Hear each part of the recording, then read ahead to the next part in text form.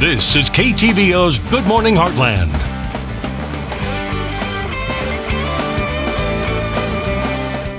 Welcome back. It's pretty common to have a reaction to a certain food, but in most cases it's an intolerance rather than a true allergy. Why does it matter? Although they may have similar symptoms, a food allergy can be more serious, and we have Carrie Snyder from Snyder Nutrition Services here this morning to break it down for us. How are you doing today? I'm good. So first of all, what is the basic difference between a food allergy and an intolerance to a certain food?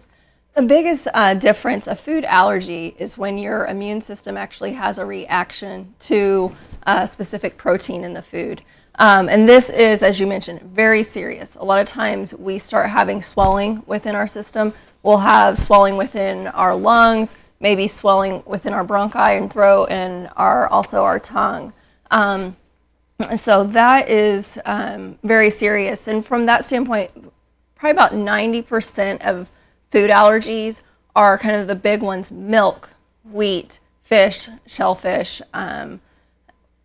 Also, did I mention milk? Yes, you did. Peanuts, I know peanuts. Tree nuts, things like that. All right. So what are some like symptoms that people might experience when it comes between food allergies and then with food intolerance? Like, how can you tell the difference? Well, a food intolerance a lot of times is just a gastric response. For example, one of the most common ones is lactose intolerance. That's one people are very common with. We really understand that probably the best because it's when we actually have decreased amount of what's called lactase. It's an enzyme that helps us break down lactose in the milk. And that's just the sugar within the milk. And if we don't have that ability to break it down, that's when we start having, a lot of people have the bloating, diarrhea, lots of those sort of symptoms. So it a lot of times stays centralized to the GI tract. Same with some people are a lot of times intolerant to beans. You know, that's another one that we end up having that bloating sensation. Other things that we also have intolerances for some people, there's no specific test right now for it. Research is looking into it, but we're starting to see some people that are actually, they don't have celiac disease, but they may have some gluten intolerance, true gluten intolerance. There is that whole fad of gluten-free diet, but that is completely different, where people are seeing more bloating and things like that. But there's also a lot of foods that will just be what we call gassy foods. We'll call that irritable bowel syndrome, where we're just having constipation, diarrhea, bloating, things like that. So let's touch base more on gluten-free. So for some, like you just said, it's kind of like a fad or a craze, but for some it's not, because they can't. What is gluten and what actually happens that people become gluten-free? Yeah, well, like celiac disease. Yes. Celiac disease, that is truly an individual that has to follow a gluten-free diet. Okay. Gluten is a type of protein that's found in wheat, barley, and rye. Okay.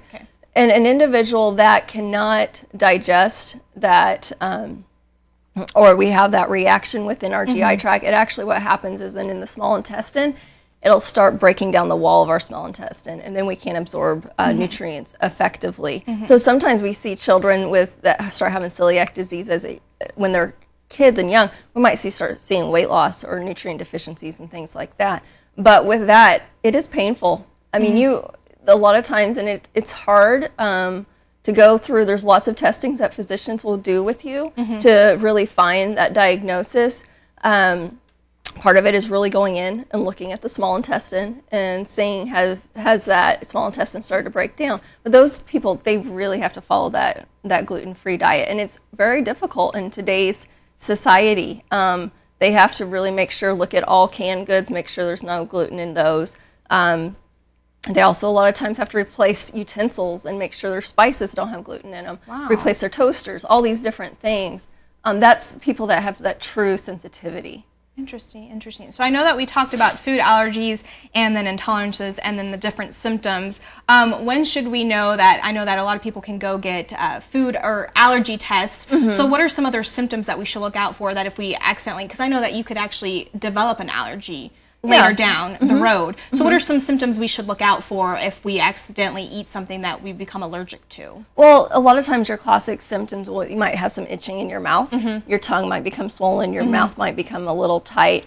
worst case is when you actually have the closing of the bronchi and restricted airway. Obviously, if they're minor, go ahead and get to your primary care physician. Okay. They can, if they feel like they need to refer you, or they might do testing themselves. But so if you start having those little symptoms, obviously, if you start having any restricted breathing, go straight to the emergency room. All right, all right. Well, thank you so much, and it's so nice to know the difference between the two. I love food, and I'm just thankful that I'm not allergic to anything or intolerant to anything. So thank you so much, Carrie, for coming on. What we'll do is we'll post everything on our website at heartlandconnection.com, and we'll also link up your information as well if they have any questions, okay? All right, thank you. We'll be right back.